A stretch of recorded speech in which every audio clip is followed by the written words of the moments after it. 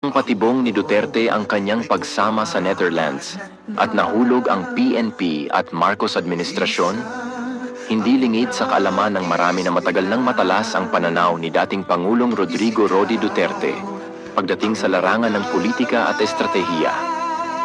At sa nangyari kahapon kung saan siya ay agad gustong dalhin sa Netherlands nang hindi dumaan sa tamang proseso, tila malinaw na nagtagumpay siya sa isang napakaingat na bitag laban sa kasalukuyang administrasyon at sa Philippine National Police, PNP.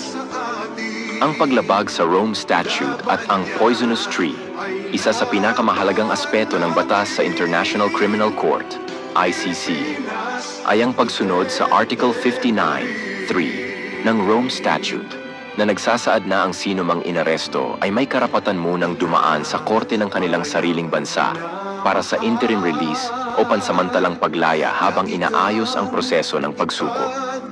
Ang competent authority sa kasong ito ay ang Hukuman Supreme Court PH ng Pilipinas at ang custodial state ay ang Pilipinas din.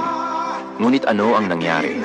Isinakay sa eroplano si Duterte papunta sa Netherlands nang hindi man lang dumaan sa tamang proseso. Ito ay isang malinaw na paglabag sa batas ng ICC mismo. Ibig sabihin, anumang kasunod na hakbang mula sa paglilitis hanggang sa anumang hatol ay maituturing na fruits of a poisonous tree. Sa madaling salita, kung ang mismong pagkakaaresto ay may depekto, lahat ng ebidensyang susunod ay maaaring ibasura. Ang pakana ni Duterte. Bakit hinayaan niyang mangyari ito? Maraming nagtatanong, bakit hindi lumaban si Duterte? Bakit tila tanggap niya ang nangyari? Ang sagot ay makikita sa mismong mga salitang kanyang binitiwan. Naiintindihan ko mga yan dahil trabaho nila ito. This is why it has come to an end. Isang pahayag na puno ng kahulugan.